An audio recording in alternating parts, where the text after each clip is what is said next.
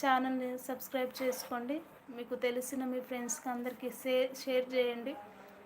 ఈ యొక్క ఇది వ్యర్థమైంది కాదు కాబట్టి మనము వెళ్ళి భూదిగంతముల వరకు దేవుని పరిచర్యను మనము చేయలేము, కానీ దేవుని వాక్యము మాత్రము వెళ్ళగలుగుతూ ఉంటుంది.